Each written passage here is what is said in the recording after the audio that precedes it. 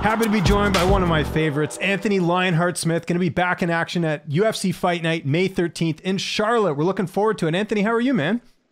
I'm good, man. I'm just hanging out here in Denver. We're winding down training camp a little bit, so it's been fun. It's been long, but I think we've had a lot of growth. Yes, and excited to talk about camp in 1 second here, but obviously we haven't seen you since the Ankalaev fight. I know you hurt yourself. There was an injury in that fight. Did recovery go like according to plan? It kind of looked like it with us seeing you back relatively in good time. The injury itself, yeah, it was kind of a pain in the ass, to be honest. It just lower leg stuff is really tough. It's it just seems to take a lot longer to heal, and us as fighters, we don't like to slow down at all. At least if it's a hand or a shoulder, you can do a lot of lower body stuff, still stay in shape. But it's kind of tough to stay in shape, with lower body injuries. So I got pretty fat. I had some blood clot issues. That kind of held me up too, because then I couldn't train at all because I was on blood thinners for 4 months. So that held me up a lot. But yeah, I mean, for the most part, I can't complain too much. People kind of talk about that fight with you and Ankalaev as being like a TKO finish. I know technically that's what it is, but do you feel like people don't focus on the fact that you were also injured in that fight too? Like, I feel like that gets missed a bit. Yeah, I've been doing a better job recently of just not worrying about all that stuff. It is what it is. It goes down as a TKO finish. My lower leg bone going into my ankle, was completely broken off. So I think I did pretty good for myself considering what I was dealing with. I've never made any excuses. Like, it is what it is. He was good. He's just a tough dude to beat with one leg, Yeah. Was that an injury going into the fight, or that happened during the fight? No, it happened during the fight. Okay. Gotcha. Yeah. Just wanted to clarify. And to be honest, I don't actually know when it happened. I just stood up after the first round and took a step and could feel the bones clicking. Yikes. Yeah, that's not good. Although that's, part of the profession, right? Bones are going to get cracked every now and then, right? It's not, it's not anything else. Can you take anything away from that fight with Ankalaev, just with the fact you were compromised a bit? Is there anything you learned from that fight that you're bringing into this one? I don't know if it's anything I'm bringing into this one. He's good. He's tough. He's not as much of a bully, when he gets into the upper echelon of the division as he is with everyone else. So that was a bit of a surprise. I expected him to be a little bit more aggressive. But I can't take anything away from the guy. He's good. He's well-rounded. He's good everywhere. That's a guy that's going to be a problem for a lot of us in the division for a while. You got to be the backup fighter for UFC 283, Jamahal Hill, Glover Teixeira. I know you missed weight. What happened there? Was it because of the short notice? What I think, in case people are wondering. Yeah, I haven't really said too much about it, just because no matter what you say, you get on one side, it's people are like, well, you owe us an explanation. You should tell us what happened. You can't just keep us all in the dark. Mm-hmm. But then you give the reasoning or kind of what happened with you that was going on. And then they're like, oh, he's just making excuses. So no matter what, you're going to get shit on. So I just really have stopped caring about all the outside bullshit. But, I just didn't, I'm not going to also just bring it on myself either. But I mean, leading up to the fight, I was feeling really good. My weight was where it was supposed to be. And I got really sick. Like the Friday before I left on a Wednesday, I think left Tuesday or Wednesday, that Friday before I got really sick. Went to the doctor. I had a really bad sinus infection and some really bad flu symptoms. So they had to treat the sinus infection and get that, it was just, my whole face was swollen. It was terrible. Yeah. So they put me on antibiotics and like a steroid. Mm-hmm. And it just ballooned my weight, over a couple days, and I just couldn't get it off. When I landed, I was like in the high teens, like low 220s, 221, 222, like at my heaviest. And it ballooned me to like 230 just in a couple days. So, I did what I could. And I got it off. I got as much of it off. I think I was 227 when I checked in Brazil. Wow. On Wednesday. I was 227 on Wednesday. And I was able to get to 206. I just ran out of time, and again, it's my job to make weight. I make no true excuses. If you want to know what happened, that's what happened. But that's not an excuse for not making weight. Lots of people get sick and end up on meds and still make weight. So I've never had weight issues. You know, No, I was cutting never. way Yeah. more weight, all the way down to 185 pounds. I'm not any bigger now than I was when I was cutting to 185. So, you know, it's not for lack of trying or effort. And I think that everyone that's been in the game for a long time, like, they've seen me at my worst cutting to 185, and I always stepped on that scale at 186 pounds. So it is what it is. I apologize anytime anyone brings it up. It's not who I am, but Well, I don't think it really matters anyways, because they ended up fighting anyhow, so it wouldn't have really made much of a difference. And, you know, Anthony, you should know this. You post something on social media. I could post a photo of my cat right now. There's going to be people saying something negative. That's just how the world is right now. It's more popular 100%. it's more popular to be negative than positive these days, right? So I think we can all agree on that. So I wouldn't worry about that stuff. Do have to bring this up. We talked about this before the interview. You do not want to mention your opponent at all in this interview, and this is something we talked about before. I won't bring up his name, but I'm curious, why is that, if you can kind of shed a little bit of light on that? I'm just worried about me. I'm just worried about me. And what happens in this whole media thing is people just want to get this back and forth. And Johnny said this and Anthony said that. And I just don't care. Like, yeah. I've been focusing on me and my goals. And that's some things that me and my therapist have gone through. That's some things that me and the people that are around me that I trust to guide me in my journey. Mm-hmm. Sometimes I get too wrapped up into the back and forth, and he said this and he did this, and you know, he hurts your feelings or whatever, you know? Yeah. And I just need to be focused on myself. And I think as I've gone along in this game, I've gotten more popular. I work the desk, I do the podcast, I got the radio show. I do a lot of other things that already draw my energy away from kind of the fighting is the main thing. So I need to keep fighting, keep the main thing. Yeah. And by already have these other things, I already manage those things. So what seems very silly to me is I don't work the desk during training camp. I haven't been doing my radio show. I'm intermittently on the podcast, not as consistent as I normally. Obviously, I'm usually there every Monday and Thursday. But, you know, if I got practice or whatever, those things take precedent. Why would I cut out all that really important shit that makes me a fuck ton of money and then still engage in all this other stupid stuff? You know what I mean? It just doesn't make any sense. Why cut out a bunch of other stuff just to bring in a bunch of negative energy or back and forth or just energy in general? Yeah. I'm just not going to do that. And it hasn't gotten me anywhere really in the past. Honestly, it made me show my ass a little bit when I got in those back and forths with, you know, Ryan Spann, and then I go in there and I got all this anger, and then I make a fool of myself on national TV. So I'm just doing everything I can to continue to be a better person, and just getting wrapped up into these back and forths with all these other guys is just that's not part of my journey right now. I completely get it. Trust me. That's why I don't argue with people on Twitter. I don't even bother. I'll post something. I'll hit that mute this conversation, and I move about on my day. So I get it, man. Cause like I got 2 kids. I got all this stuff going on. I don't need to be worrying about Twitter arguments, right? Like, you know, I can totally relate to that. Okay. So here's something I don't know if you know the answer to, cause I've been trying to figure this out. So I've spoken to your opponent. I've spoken to Jairzinho Rozenstruik, who's also on your card. He's headlining it. What happened? Wasn't this the main event and now it's the co-main event? What happened there? Do you have any insight into that? None. I don't know. They called and said, hey, we're going to do the co-main event. And that's it. It just went from 5 rounds to 3. And you know, they took care of me and, you know, kept me happy. But honestly, they didn't have to do that because they didn't really care anyways. It doesn't. Right. I think people think that I'm out here begging for main events and I'm asking the UFC for main events. That's not how this works. Not for me, at least. I know that other guys do that, but I've never asked for a main event fight. Even when I think to be fair, and sorry to interrupt you there, I think it's because, I mean, let's be honest here, and this is nothing against Rozenstruik or Almeida, but I mean, you and Johnny are bigger names as far as I'm concerned. You fought for a title.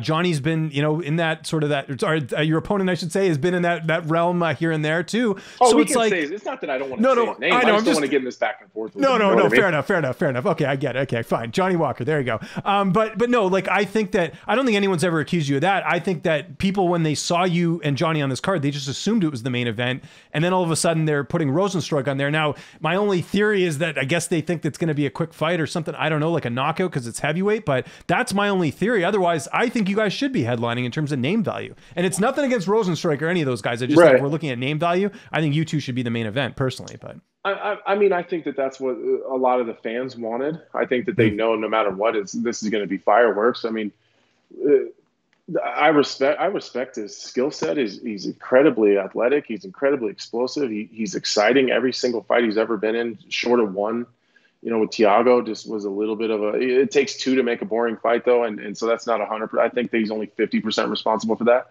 Mhm. Um. So and I'm never in really boring fights either. So I've had one here and there, but like again, that's not all my fault. Mhm. So I do think that people know that this is going to be an exciting fight, and I just didn't dig too much into the why. I think that God, what's Rosenstrike's opponent's name? Jalton Almeida. Almeida. So he's a contender series guy. Mhm. Dana, that those guys are very much Dana's babies. He holds those guys really near and dear to his heart, and he really believes in them. Almeida's got like 4 fights in the UFC. I think 3 of them are first round finishes with 1 second round finish. Um, like Rosenstrike, he's been a little inconsistent lately, but he's always in exciting fights, whether he's winning or whether he's losing. So I'm not mad about it. It is what it is, man. And Like, two less rounds. would You I get, like to see? you still get good money, and you only have to do 3 rounds instead of 5 too, right? Right. So not a bad Facts. deal. I say, it doesn't matter to me. So the other thing you mentioned, you're in Colorado training at Factory X. I know you weren't for your last camp. What changed? What brought you back? Man, me and Mark, Mark's like I didn't have a dad growing up, Mhm. and Mark has been very much a father figure to me, and he's not just a guy that I look to guide me through this fight journey. He guides me through life. You know Mhm. what I mean? He guides me. I get marital advice from him. I get business advice from him. I get parenting advice from him. Like, yeah, if we're not in training camp, it's very rarely we talk about fights, and we talk almost every day. So it's like it's about life stuff, and I think that lots of guys, growing up probably gotten a lot of tips with their dads, Yep. and Right that's here, very big time. much, Yeah. yeah, that's very much how me and Mark are. Mhm. We're both hard headed. We're both, we're alphas, I guess. Like we don't want to be wrong. And to be very clear and honest, because that's what I've been doing is, when my mom died, the wheels kind of fell off for me, and I wasn't doing the things I needed to be doing. It wasn't that I wasn't training. Like I was showing up for the most part, but I wasn't checked in mentally all the way, because as soon as she died, and then I hadn't really been training leading up to that because I was in the hospital with her for several weeks. Me and my sister taking 2 and 3 day shifts overnight. I was so I'd be there all afternoon, evening, and then all night, and then I go home and sleep, and then I do that again for like 3 day shifts, and then my sister would take over, and then so we would just go back and forth while she was in the coma. So it was just really tough, and when she died, I kind of just checked everything, or at least attempted to, and just was like, you know what, I got this huge fight, I got this big opportunity. Um, I need to just check all these feelings and stop feeling sorry for myself, and I'll deal with all this bullshit after the fight's over. Um, well, it wasn't as easy as I thought it was going to be. So, I was still working the desk, and he's always not me to work the desk. But again, I was kind of being hard headed and just kind of like, I'm going to do whatever the fuck I want to do because I'm in this big fuck the world thing, and so I was, and so then I'd leave and go work the desk Thursday, Friday, Saturday, and then I'd maybe come back on Monday, maybe I'd come back Tuesday. I was just honestly just kind of fucking off, and I just kept telling myself I got enough time, I'll just slowly ease my way in, and that just never really happened, So Mark didn't want me to fight because I wasn't mentally in a place probably that I should have. I'm not making any excuses. I'll always show up every single time. I've never not shown up. So, and I wasn't in a place to, after all this stuff with my mom, and I guess fighting was the only thing I could control. So all the bad shit that was going on in my life, in the dark, dark place that I was in, I couldn't control any of it. So fighting was the one thing I could control. And I couldn't deal with the shit with my mom, lose her, like the like the leader of our family. Mhm. There's not that many of us. It's just forever. It's just been me, my mom, and my sister. And then obviously I've gotten married and she got married, and so like and then we had kids. So like it grew, but like growing up, it was just the 3 of us. So um, I wasn't in a place to say I couldn't do it. I guess that's what I'm getting at. I wasn't Yeah. in a place to have to say out loud that I can't do it, that it's too much, that it's too hard right now, that I can't handle it. I couldn't have all that other shit going on and then also do that to myself. So, it wasn't that I was kicked out or I said fuck him and left. It was just like he wasn't comfortable sending me in there in the place that I was in life.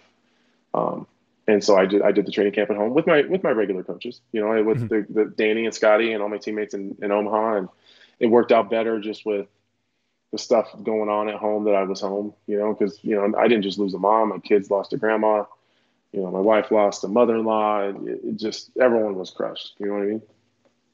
How did you reconcile things? Like, did you just reach out to Mark, or how did you guys end up like relinking?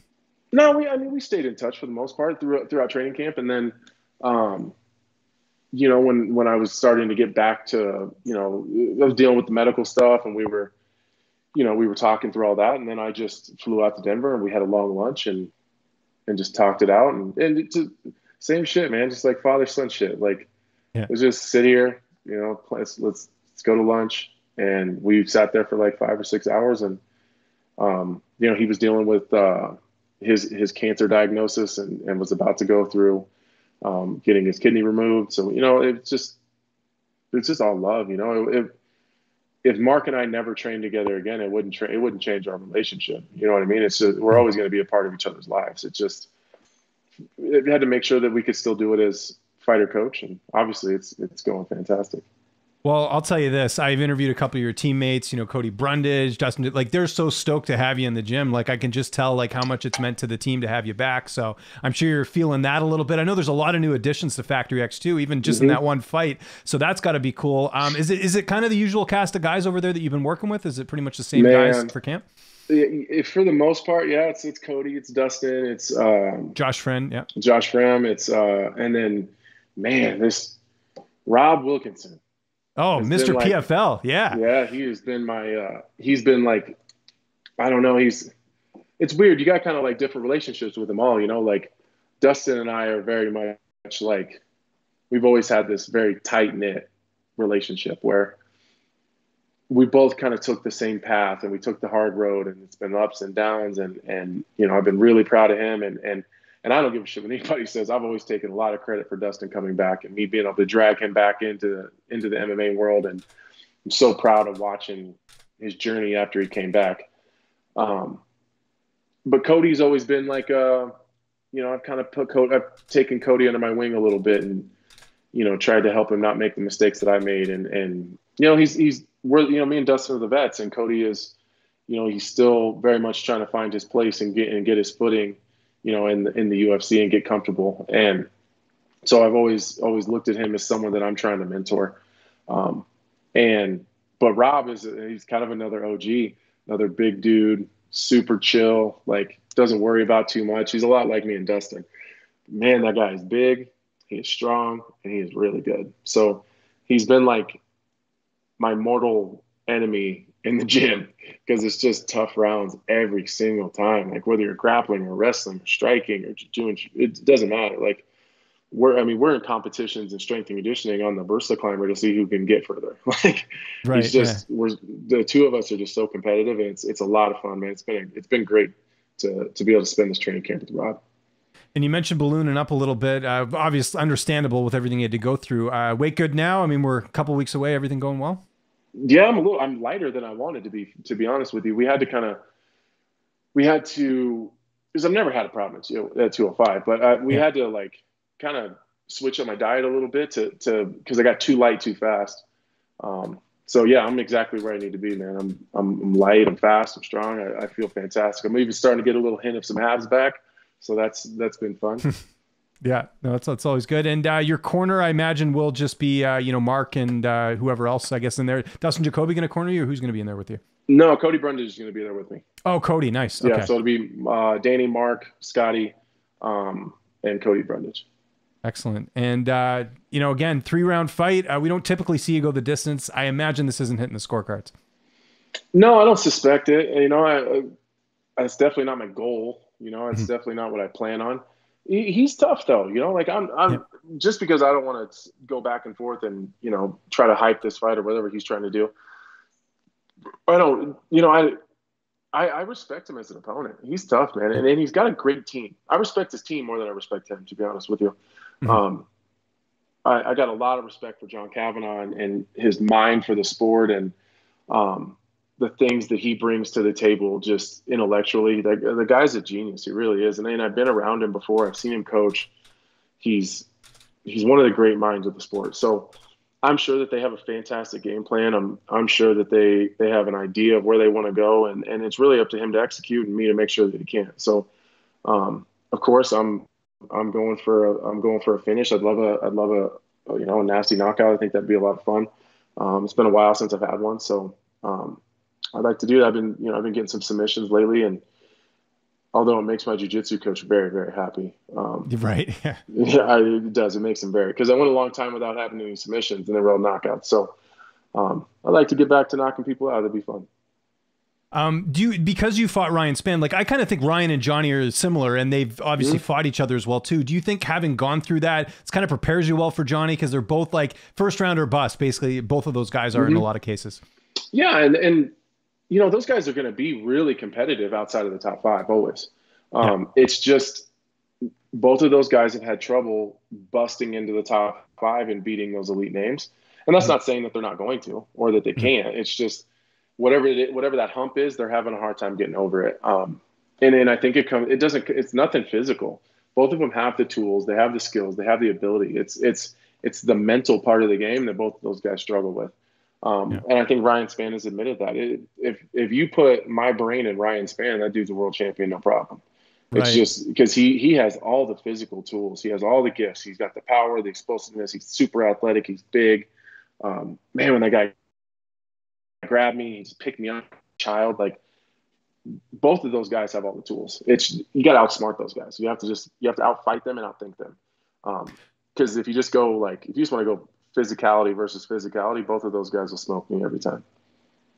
We just had a big knockout win last weekend. Sergei Pavlovich finishing Curtis Blaydes. What did you make of that win? It was an incredible performance from Sergei.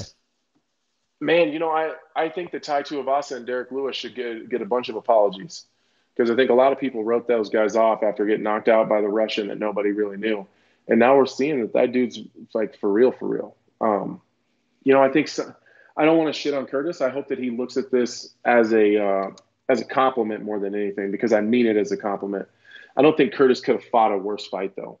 I don't know if he got clipped early and just was, because sometimes you get clipped and your head spins and you do a bunch of dumb shit and you don't know why, and you go back and look at it and you can't figure out what the hell happened. But that's not the best version of Curtis Blaydes that he could have brought. The best version of Curtis Blaydes is a guy that throws big power to back people off a little bit and then shoots under when they want to counter. That's the best version of Curtis Blaydes. By the time he decided to shoot, he'd already been clipped. He'd already had his bell rung, and he was already a little bit tired. So, although it was very impressive, again, I mean this as a compliment to Curtis. That's not the Curtis Blaydes that I know. But you can't dismiss how dangerous and the hand speed on that guy for as big as he is insane. And he has no problem standing in the pocket. Got a hell of a chin, clearly, because Curtis has got crazy power, and Curtis landed some good shots of his own. I'd like to see Pavlovich in a big fight now. Something big. He needs. I don't know who the name needs to be, but if it's not Cyril Gahn or Stipe or someone like that, I don't know who it should be, because it needs to be one of those guys. Well, I have a theory, and I want to get your take on this. I actually did a video on this. I think there's an argument to be made that Sergei can get the next title shot after, if they end 100%. Up doing Jon and Stipe. I don't think Jon ever fights him. I think Jon fights Stipe, and regardless of what happens in that fight, he's done. That's my theory. What do you think? You fought the guy. Would you have any insight? I don't doubt that. I think that at some point in time, maybe it is Jon's time. It's not because he's slowing down and not looking great. Yeah, and to be clear, it's not because I think he's afraid to fight Sergei. I just don't think the upside is there to fighting him. Like Stipe, I get it. He's a legend. Nothing can take away what Stipe's done in his career. He wants to beat the greatest of all time at heavyweight. Exactly. And I totally get that. Yeah. And I get that. But after that, then what is there? At some point in time, Jon's got to be like, man, I want to do some other shit. There's something else I want to do with my life. Because I think about that sometimes too. Like, I'm going to be 35 this summer, and I'm by no means talking about retirement, but there is a light at the end of this tunnel, and it's closer than it used to be. So, Jon's a little bit older than I am, so I'm sure that he's having those same, like, all right, this is a lot of fun, and I'm going to keep doing this for a little bit. But there's other stuff that I'm sure that Jon wants to do, and after that, like, how excited is Jon really going to be for like a Sergei Pavlovich, Mm-hmm. So I would love to see Sergei versus Cyril Gane, Stipe versus Jon, and then we see what happens. This fight, is this still part of your old contract, or did you get a new one? I was trying to remember. It's always tough to keep track. What's your current contract? No, it's new deal. Congratulations. How many fights? Yeah. 7. 7 fights? Wow. 7. Yeah. That's awesome, man. Yeah. Do you ever look back? I always think about this. Like, I think people forget, kind of like Dustin Jacoby, your teammate. You had a stint in the UFC before, and then you had to work your way back. Now you're on, I don't know what contract now, but 7 fights, man. That's got to feel good. Do you ever look back on what you've overcome to get here and where you are now? It's crazy. Man, I try not to be honest with you. I try not to look. I'll look back when I'm done. Right. Well, even to like enjoy it a little bit, It's like my fifth or sixth contract or something. That's crazy, right? Yeah. Just I do think about just very briefly, like, man, this is crazy, because I thought once I got cut the first time that was it and the dream was over. And here we are, all these years later. My first UFC fight was in 2013. Took me like 2.5 years to get back, and here we are in 2023. I'm almost 35 years old, still rocking and rolling, still in the top 5, still doing the damn thing, and people still give a shit. So, super grateful, really, really grateful for the life I've been able to, give my family, and that goes out to the fans. Without those guys supporting me and giving a shit and caring and spending their hard-earned money to watch me fight, the UFC sees all that. They get all those numbers. We don't see them, but they see them. They've really put me in this position. Well, it's well earned. Again, you fought for a title. You've done all these great things. You're doing great work on the analyst stuff and a good job on Michael Bisping's podcast. I do tune into that. Now, this is one of the things I wanted to bring up. So I remember right after the Islam Makhachev and Charles Oliveira fight, you were talking to Bisping about how all the fans were like coming after you. And I got the exact same thing for months because I picked Charles over Islam. And even in my breakdown, I said, look, I can see Islam winning this fight. Like, I think there's that little bit of unknown of how he's going to do against a, really top flight opponent. What type of backlash did you get? Cause like I said, I still have people bringing that fight up as if it was like a cardinal sin. Dude, I get crushed all the time. Yeah. It's so crazy to me. Like, every podcast we do, there's an MMA site somewhere that quotes something I said, which is fine. That's their job, and I totally get it. It's never in context, though. So it's like you take it out of context, and it looks different than how I said it. So like, if they just like linked it and said, "Look, here's what he said, and here's the conversation he was having," people are like, "Oh, okay, well that makes sense." Even the Jon Jones thing, when I get shit about that every day. I'm the most delusional fighter in the world. Like, I think when I said it weird, though. I was just like, but I was like in a conversation with Luke Thomas. We're just going back and forth. And sometimes I forget the camera's there. So I was just like, well, he's not like that good. What I meant was, it's not like each individual skill set that he has, he's not elite at all in any of them. He's not a Damian Maia grappler. He's not a Giga Chikadze kicker. He's not a Bo Nickel wrestler. He's not I could go on and on and on. Like, he's just not elite at each individual thing. It's the way that he puts it together. It's the way that he utilizes his body type and his physical gifts that God gave him. And when he puts it all together, and he's very well coached and he listens very well to his team, that's what makes him the best in the world. It wasn't that I was saying he sucks. Like, he's very good everywhere. He's just not one of those things really stands out away from the others. So I just don't understand why people just won't sit down and just, if you got something to say, like, listen to everything that I say from the beginning of that part of the conversation to the end of it. Listen to what I say. And if you still have a problem with it, I'm willing to have a conversation with you, and we can even go back and forth on social media. But if you just read the headline and then you want to shit on me for that, that's what pisses me off. It's like, that's why happens so much. Like, even with stuff I do, I get that so much where people don't even like understand what I'm saying. They're just like the one little thing, and then they like twist it to their own. You know what it is, Anthony? Honestly, like, I think people make up these enemies in their head, and then they like invent them, and then that's what they see you as if they like take one little bit of what you're saying. So yeah, I've lost faith in humanity on social media. Now somehow I'm the hot take guy.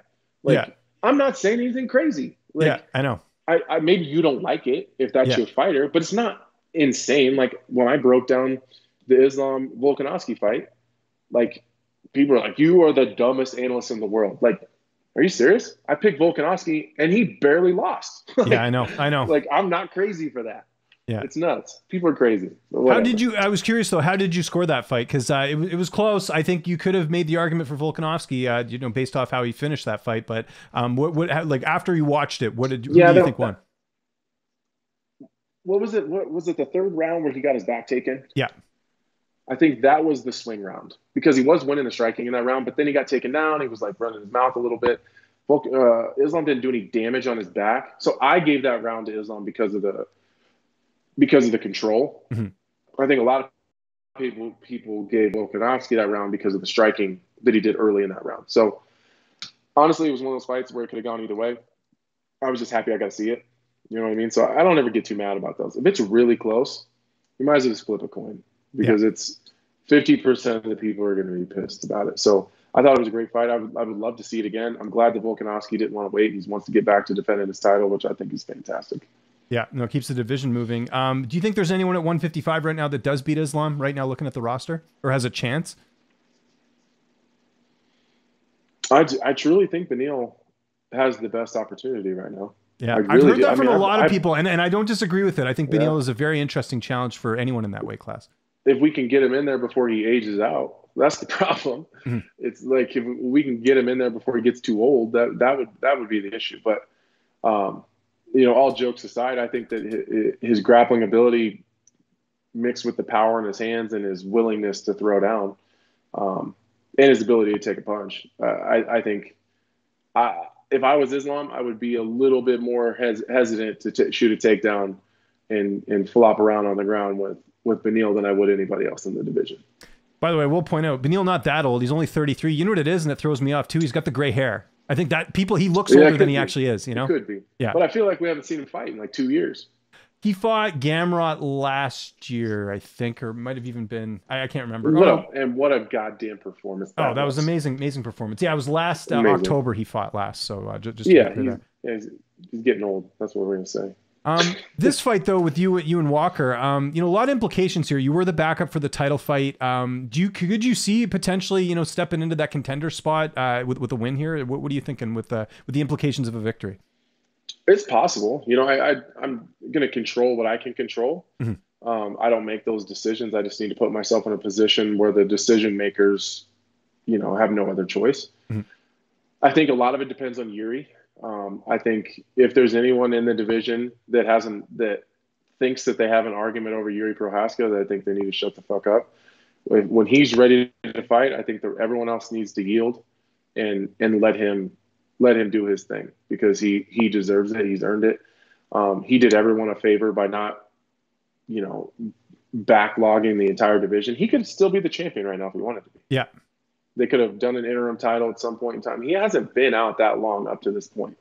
There's been guys that aren't injured that haven't fought this. You know what I mean? Yeah. So I think what he did was extremely noble and I don't know, very, very, I don't know, very much a warrior spirit. You know what I mean?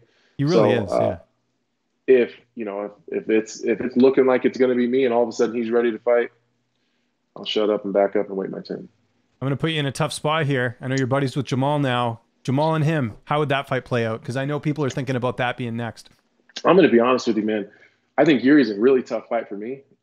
Just stylistically, I think I think he makes it tough for me in a lot of spots. I'm extremely confident that I can beat Jiri Prochazka. I think Jamahal Hill is an awful matchup for Jiri. Mm-hmm. He's got really good eyes. He sees everything. He's hard to hit. He's hard to hit clean. You know, you can graze him a bunch, but he's hard to hit clean. He's got deceptively long arms too. His timing is really good. He's pinpoint accurate. And one of the things that makes him so dangerous is he believes in himself. He doesn't care what anybody says. He doesn't care what the analysts say. He doesn't care what I say. He doesn't care what you say. He believes in himself and his team ultimately. So I think that with Jiri being so free and flowy and willing to get into some of those firefights, Jamahal Hill's not the guy you want to firefight with. He's just not. He's not. I've been in there with him before. I've trained with him. He is not the guy you want to firefight with. So I really actually like that matchup for Jamahal Hill. And I think a lot of people aren't saying that. Yeah. I think a lot of people just expect Jiri to come back, take his title, smoke Jamahal, and that's it. And I don't see it going like that. Last question on your division. Alex Pereira is going to be joining your division. How excited are you, or maybe how, it's going to add some intrigue with him moving up? It is what it is. It's just another dude. I think he's going to have problems at 205. He's a monster light heavyweight. Yeah. So, put that dude next to Alexander Rakic, and Rakic will make him look tiny. Mm-hmm. He's just a regular size 205er in the top 8, in the top 7 or 8. Obviously, I'm a little bit on the smaller side compared to some of those guys, but Jan Blachowicz is big. Yuri Prochazka is big. Jamahal Hill is big. Magomed Ankalaev is big. Alexander Rakic is absolutely huge. So, his size was a huge advantage at 185. I think he's great. I think he's a fantastic striker. There's more grapplers and guys that are willing, or I guess I can't really say that because there's a lot of grapplers at 185 too, but just none that he ran into. Mm-hmm. I think everyone, like Ankalaev, can grapple. That's the fight I'm interested in. I really want to see him fight Ankalaev because I think stylistically that would be so interesting to see if he could get the takedown on Pereira or what, Oh, he'll get the takedown for sure. Can Pereira get up safely? Right. That's the issue. Ankalaev will get a takedown on Pereira. But can Ankalaev take a punch from him? That's the thing I wonder, because you look at who Ankalaev's fought. I mean, he's fought some good punchers, but Pereira's got that death touch, right? It's different. Yeah, it's different. It's different. I honestly would rather see him with Rakic. Yeah, that was another fight I suggested, because Rakic is the odd man out right now, right? Because like if you look at the division, like you guys have fought already, obviously. So there's it seems like him and Pereira, I think, would make a lot of sense. So I think it'd make a lot of sense. I think he's a good test to see if he can hang with the big guys at 205. I think Rakic would have no problem striking with him. Mm-hmm. I think that Rakic is a good enough wrestler. Obviously, he took me down a couple of times, held me there. So he's good enough of a wrestler, and he's strong enough that I think that that's a great test for him. I think Ankalaev maybe is a little bit too much right now, to be honest with you. Yeah. Because I think that he just spams takedowns. I don't even think he attempts to stand with them. I think I don't mean to say it's like a bad thing, but it's not going to be super exciting. Ankalaev's going to, stay super safe, pick at his legs, wait till he gets upset, and then he's going to shoot a double leg. Yeah. If Izzy is knee tap doubling Pereira, you can bet your ass that Ankalaev will. What did you think of that knockout, Israel Adesanya? It looked like he was in trouble, and then he comes out and knocks out Pereira.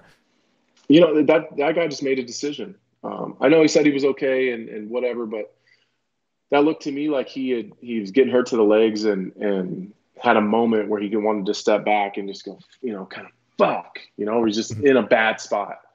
And I think he made a decision because that was very similar to the finish of their last fight. Mm-hmm. And I think he had to make a decision. He was going to have to cover, be safe, and wait for his opportunity and bite down on his mouthpiece and just throw. You got to back that guy off somehow.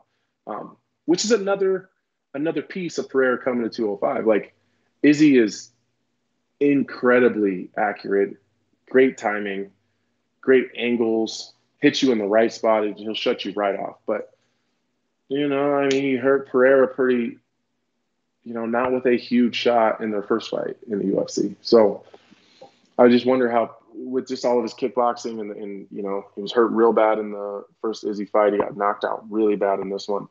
I wonder how he holds up durability-wise at 205.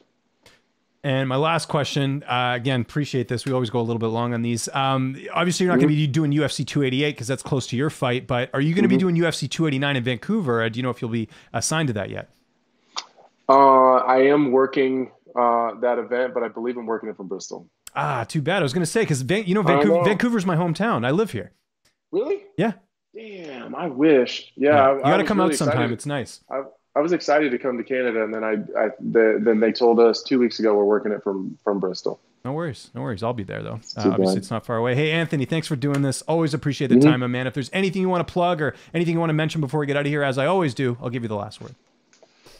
No, just the fans, man. Obviously, go to my social media, head over there. I always love to see the new followers and all the love. And I just appreciate everyone. I hate calling them fans.